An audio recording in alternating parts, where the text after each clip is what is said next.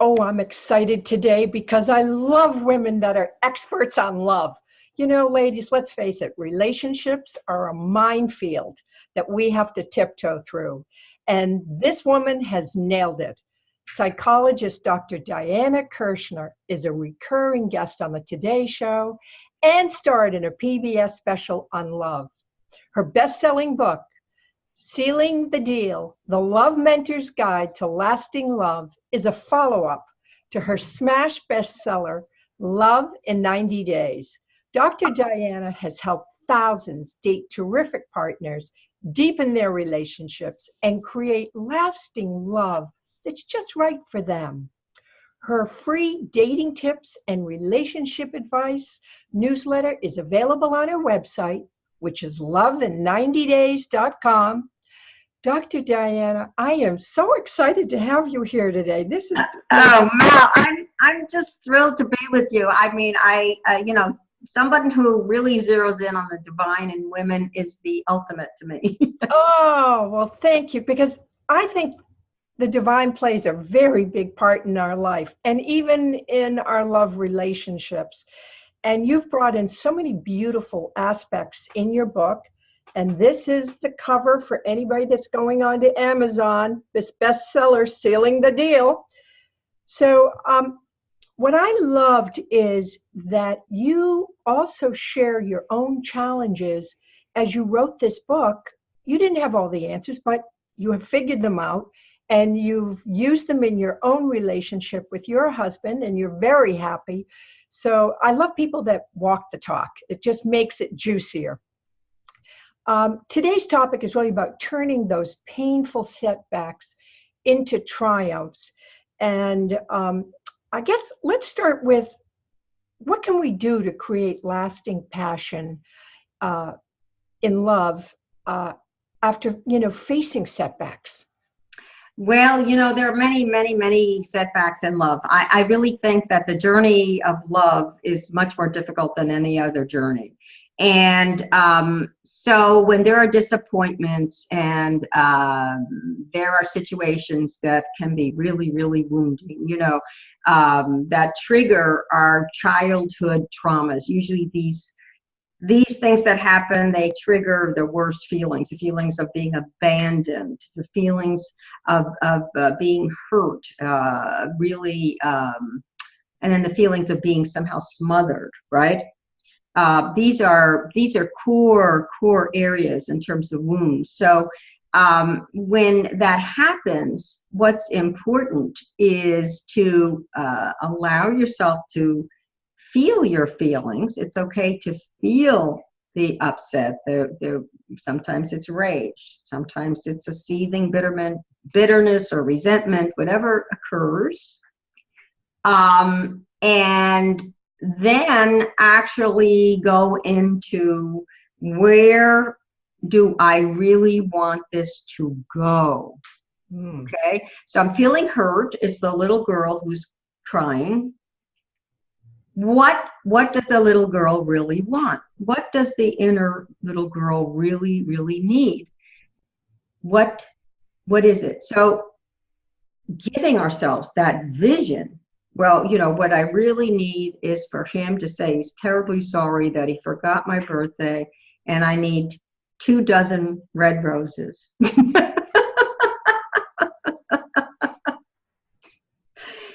So this way, we begin to own our own healing. It's our own healing. In these very moments of bitterness and pain and anguish, there's a potential for great healing.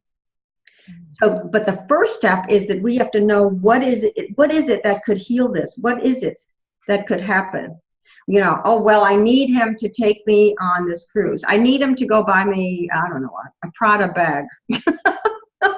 It's all symbolic. It's not material. It's actually symbolic. Although when it comes to a bag, maybe. No, anyway. And then to allow or give it's not like giving little indications, little stepping stones to your partner to allow them to come through for you. None of this, if he really loved me, he would know what he's supposed to do. No, no, no, no, no, no, no. Now, you talk about extensively killer beliefs, and I think you referenced this right in the beginning of this interview. I mean, we have these built up old beliefs that, as you call them, cascade on one another, they build. So explain to the audience, what are these killer beliefs basically, and how can we get rid of them? Yes, thank you. When this wounding process starts, whether it's the disappointment, and sometimes it's a large disappointment, like cheating on you, or disappearing on you,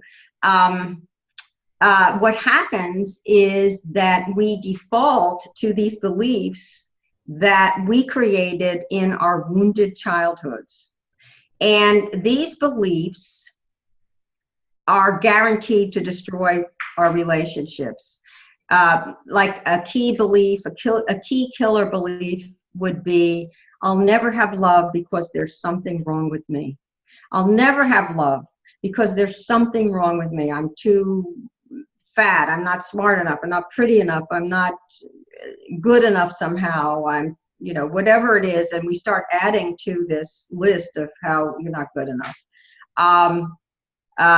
Another killer belief is, true love doesn't really exist. Love doesn't really exist. It's just some kind of quid pro quo agreement, right?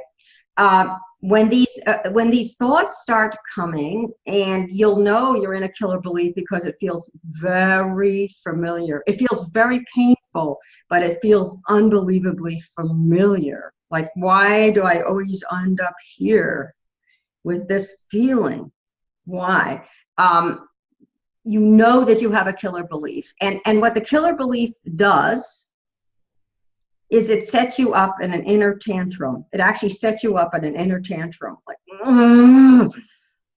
I can't take it. I can't take it. And it's a cascade of negative feelings. I'm hopeless. I'm helpless. I can't take it. I just have to lay on the couch and eat Ben and Jerry's ice cream. I can't do it. And so this cascading of negative emotions keeps you suffering. It absolutely keeps you suffering. Now, I'm in the process of finishing up my second book, which I call Broken Open, and my own experience of betrayal in a marriage. And many of the things I felt through that process are exactly what you're talking about, those killer beliefs, old conditioning, old domestication as a child. And I firmly believe that the biggest trouble that women have in relationships is how we think. And that is exactly what that killer belief thing is about. And you said you need to work with that wounded child. You need to know that she's there, recognize she's kicking and screaming, she's having a tantrum. What else can we do to recognize that our thinking is what is causing our suffering? And it may not be what actually happened in the relationship. The chances are it is really not what actually happened. The chances are very good that it's not exactly what happened, because we are projecting a script out there, right? And so, and usually it's in those grayer areas, right? That you just don't know what really happened. I mean, if the person cheats on you, and then it's obvious, you know what I'm saying? But then there are grayer areas where, they forget your birthday, or, they're not responsive, or they seem to keep cutting you off every time you're talking, So first of all, it's understanding that there is a belief operating, right? There is a relationship killer belief operating. And so let's say it's something like, there are no good men. That's another killer belief. There are no good men. There absolutely aren't, Every single one has betrayed or hurt me, or was an alcoholic, or, whatever it is. There are no good men. That's another one. Begin to get that out, and to actually journal about that belief, to put it on paper, It's a very, very strong technique in our Love Mentor coaching program. We do that all the time. We have the person journal about the belief there are no good men, and then actually oscillate between this is true and this is not true because. So there are no good men. This is true because every single guy I've been with has cheated on me. There are no good men. This is not true because my best friend is married to a great guy. Right? There are no good men. This is true because my other friend, Jeannie, has always been with an alcoholic and miserable. There are no good men. This is not true because there's a very nice guy that I know from the grocery store who is very caring and seems to love his wife. Now, you mentioned your love mentoring process, and I thought this was great. And, you gave examples of how these people trained by you help women in their, well, you work with men also. My audience is primarily women. So tell me a little bit about the love mentoring process and how that helps women that are basically, disastrous with love. Oh my goodness. The only reason I'm actually able to be in a happy marriage, and I've been in it now for decades, is because I had a love mentor. And this is someone who is like a fairy godmother, or you might say a good parent to you, right? And so they come in when you're having these feelings like, I'll never have love because there's something wrong with me. And that's an inner child who's throwing a tantrum and terribly upset and terribly hysterical internally. The love mentor comes in and reparents that inner child. Mm-hmm. So they have an experience, an actual experience of someone who's telling them and showing them that there is nothing wrong with them, who's telling them and showing them that there's perfection in them, that there's the divine in them, as Mal says, who sees the divine in them. Mm-hmm. This experience is so precious. It still brings tears to my eyes. So it's so precious because it lifts you out of the killer belief. And what I love about it is it's a step beyond affirming yourself. You have someone else doing it for you. So it really goes deep. It's a very unique concept. And I absolutely, loved it. It is so, it's at the heart. That's why I do what I do, Mel, because for me, that healing was so profound and I want to pass it forward to other people, And a big part of the way they do the love mentoring, and we do the love mentoring, is you actually create what's called a diamond self nickname, like Beloved Mighty Isis, or, Irresistible Healing Amazing Grace, or Vivacious Vixen, Saucy Minx.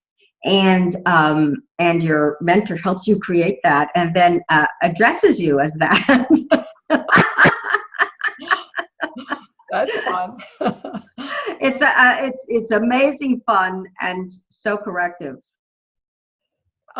Another aspect that I loved in your book, and was the laws of attraction for love, which I've never really heard anybody write about before. Never seen that before, and they were yummy. So could you enlighten us a little bit about that? Yes. Well, I call these the real laws of attraction. How appropriate, the real ones. And the first real law of attraction is to have fun. That's what makes love happen in the moment. You're present when you're having fun. And it could be something as simple as having an ice cream cone or going to an amusement park or, just admiring nature and being on a hike. But have fun. When they ask men why they marry the women that they marry, they say, because I feel good around her. That's fun. If you think about your dating, your good dating that you did, guys were having fun. You were dunking each other in the pool. You were fooling around. Then, of course, when things get solidified, you stop having fun, and then once you get married and have kids, forget about the fun. Then you got the calendar, the daily calendar of events. With the kids and the pets and the household and the parents you have to take care of, and the fun goes out the window, and then the charm and the attraction tends to go out the window, and you're bored, and everything's on autopilot. You stop having fun. You're not in the primary law of attraction of love. Right. Next one is appreciation. Oh, yes. And men really need appreciation. They love appreciation. Men at a primary level live to please their woman. And that's biological, even though they may not say it, and it may not be really apparent because they seem to be kind of bumbling idiots sometimes about doing it. You ask for a dozen roses and you get a daisy, that's like this. So what do you do with the daisy? What do you do with the little daisy? You want to show appreciation. Thank you, sweetheart. Thank you for trying. Let me get a beautiful vase for this daisy. That is so wonderful. That is so sweet. Appreciation builds the behavior you want to see from your partner. Not criticism, not negativity. Men are actually very vulnerable to negativity and from a woman, and criticism is a killer. They take it. We think that we take it internally. I think men, when you criticize them, get extremely defensive.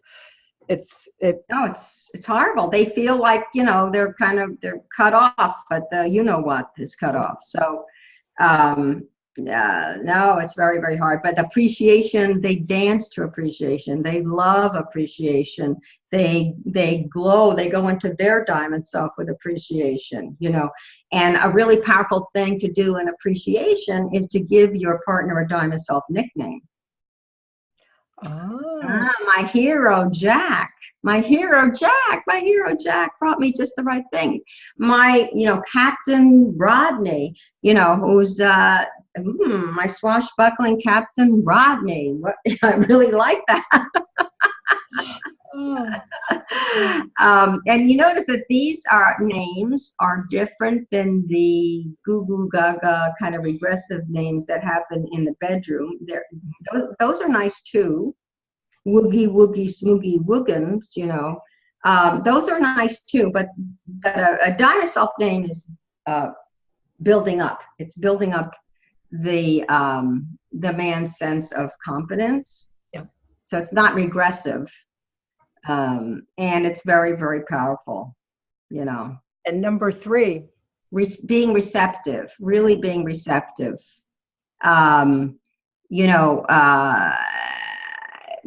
can't tell you the number of, relationships we've seen in the coaching program where the man is trying to love the woman, but, she's not receptive. She's actually not receptive. Oh, he wanted to buy me, this amazing necklace, but I thought it was too expensive. I thought it was, not appropriate, blah, blah, blah, blah, blah, blah, blah, blah, blah, blah. Being receptive to what he wants to give, finding what's wonderful about what he wants to give is an important thing. It's a very, very important thing. I have a little friend who wants to visit us. Oh, we're all about animals, so you can bring the whole crew on for the show. We don't mind. Yeah, this is Amara, who's also called God's Gift. Yes, beautiful. And she wanted to come in on this notion of being receptive. My dog's at camp where she'd be on screen, so jumps in my lap. She loves to be on video. She has a big social media following, trust me. Oh. And number 4, what's number 4? Act like you're having an affair.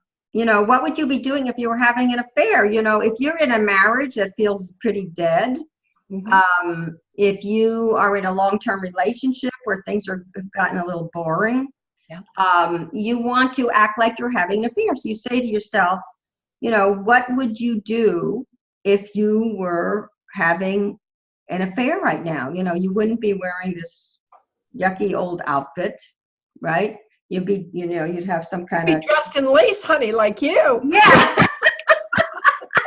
I can see you live your own teachings. I like that. Well, I tell you, Mal, my lab is me. You know, the thing is, if I could have a healthy relationship, anybody can, because my background is severely... I mean, I'm the fifth daughter of an Italian patriarchal family that only wanted boys. Okay.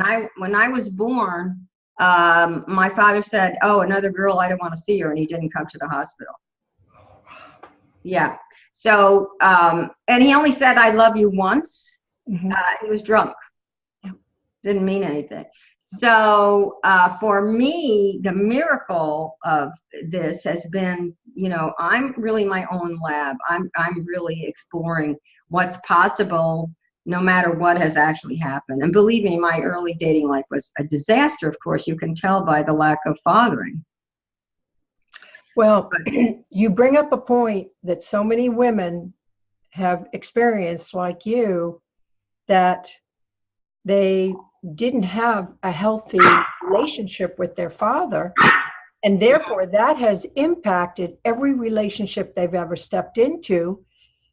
Is it true that we pursue men that are like our dads? Well, very much so, although what often happens is you pursue someone who seems to be the opposite. Who seems? Is that the operative word?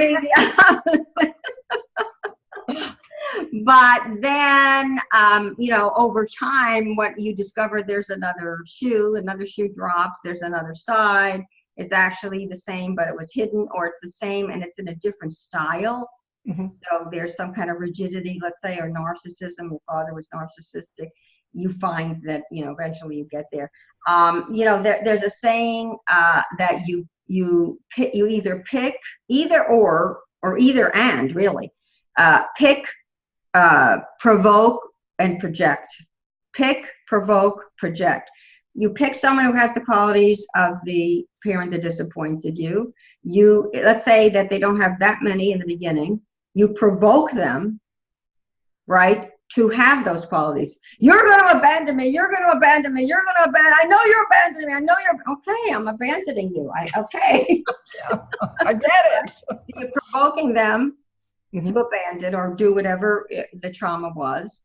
And if they don't do either of those two, you're still tending to project on it. And that's project that same script, which is what we were talking about at the beginning. You're seeing them as abandoning you, but they're not. They're right there in the room, but they're abandoning you. So, you know, that's what we're up against in love. I mean, it's formidable. It's formidable because the brain does that. The brain does that. But the spirit, and you can speak to this certainly, the spirit is way beyond that. And you know, the universe wants to provide help for you. And the reality is that we never stop growing, that the inner child can always grow more, that the inner child can be reparented. And I do believe that the divine sends us people to heal us, that sends us people who can really help us transcend this. That's what my book is about. That wow. Broken open to that point of such extreme pain is really the pathway to unconditional love. Yes. Because it teaches us something about ourselves that we need to heal. Something that is so buried, so unconscious, and the only way it comes up is through the pain. Yes, yes, yes, and yes. It's so heavy. It's so heavy. It's so incredible. But then it becomes a gift, because now look what you're doing. Look what you're doing. You've made this into gifts to us, gifts to the world. It becomes a gift, you know, having gone through that. Your compassion is so deep. We make a lot of mistakes as women, let's face it, and men do too. But what do you think the biggest mistake is that a woman can make in a relationship? Well, I think the biggest mistake that women often make is to not to put themselves last and not speak their real truth about their needs. Yeah. That's why I was saying at the beginning when we're talking about the being wounded, having to find out what would be healing for you, what would make amends for you, that would mean something, and getting over that oh, that's too much to ask, or oh no, he'd never do that. Oh, I really want him to take me on that cruise, but he's too cheap, to heal me. But that business of selling yourself short, and we've all done it. I've done it. We've all done it. Not speaking your truth, not saying what you need, not putting yourself in the front of the queue about who gets what. The kids come first, and then comes the husband or the parents or whatever, or the household or the pets. And you come last. You can't operate that way. Women tend to operate that way, and it's a guaranteed lose proposition. It's not just you losing; everybody loses, because, as we were saying before, the your partner wants to make you happy. Well, if you're not having straight talk about the fact that you need this to be healed, or you need that, or your feelings are hurt, he can't make you happy. He can't read your mind. So you have a fabulous gift for the listeners so that they can kind of clean this all up, get it right. And so please share what you're willing to do for the audience. I'm so honored that you're giving this to my followers and my listeners. So thank you so much, Dr. Diana. Please explain to them what you're offering. Well, it's very exciting because, I have a team of love mentor coaches who are like fairy godmothers. They're incredibly, not only knowledgeable, but incredibly caring, and they're actually spiritually developed. They're amazing. They're amazing. I mean, one of them helped me in my PBS special. I was so, when I had to do the one woman's PBS special, I was like, it was so scary, to stay in the lines, watch the teleprompter, act natural, deliver the payoff line to the face camera. I had no training. Anyway, so I had one of the coaches work with me for a couple hours in the green room, and we created a diamond self-name radiant beacon of loving guidance. Just so amazing. And then the whole show just flowed beautifully. 3 women sitting in the audience got married just from the studio audience. Oh, I love it. But anyway, so you guys can actually have a free session by phone or Skype with one of these coaches. Can I all you need to do is just go to lovein90days.com. That's lovein90days.com, and click on the coaching tab, and then fill out the form. Or here's the important part: when you fill out the form, say Mal sent me. Mal sent me. That way you'll definitely get your session, because sometimes we just have too many requests, and unfortunately I have to turn people away. But if you put Mal sent me, you'll definitely get your free session. And Mal, I think you're going to put the link right underneath us in the show notes. So, and I'm going to put Mal sent me so that my peeps get a free session. I love that. You are so generous. Thank you so much. No, you're welcome. Thank you so much, Mel. Thank you. The work you're doing, and you have a very unique and needed conversation about love, because this makes or breaks women. Yeah, for sure. They can go down, and they can go down hard. And I have spent the last 7 years since my first book helping women get back up. Mm-hmm. I've been on my knees, and I know what it feels like, and no one should stay there. That's not how we should live. Absolutely. Our lives are too precious. So my job is getting you back up and making sure that you're happy. And that's why I love connecting with women like you. Oh, thank you, Mel. Thank you for everything you're doing. Thank you. You're just a wonderful guest, and I can't thank you enough. And we need to stay in touch, girl. Absolutely. Bless you. You're wonderful. Thank you. Have a good day. Okay, you too. Take care.